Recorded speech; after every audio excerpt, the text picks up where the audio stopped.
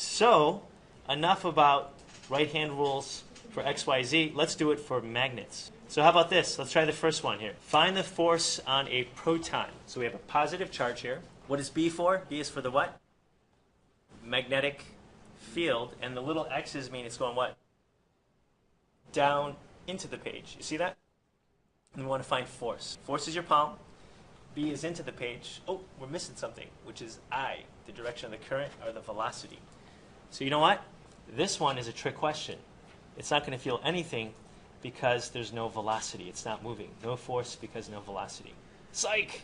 You're like, why'd you do that? Well, I wanted you to realize you have to track three things. So as long as you have any two out of the three quantities, you can figure it out. So let's do one where you have two out of the three. So this is our second practice one, where you're going to find the direction of velocity on this proton. So here we have a proton, a positive charge.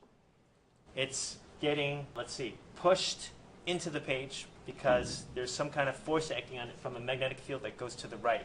So how are we going to figure this out? Tell a little fib, F-I-B.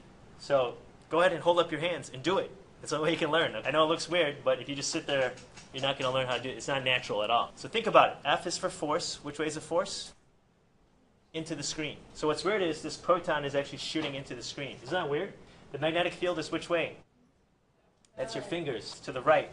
So your thumb then is the direction of the current or the velocity. So this proton is getting shoved into the page and it's moving which way across the field lines? It's actually going which way? It's going up. This is the direction of the velocity. You see that? It's a sideways force. It's kind of weird, right? In order for an electric charge to experience a force from a magnetic field, it has to move across the field lines, perpendicular. It's a sideways force. So you shoot a particle going up across the magnetic field, it ends up getting shoved into the page. It's kind of weird. Why would you ever need to know this? Most of us don't need to.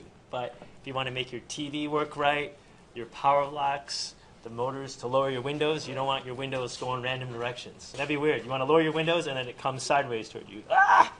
Then you got all confused.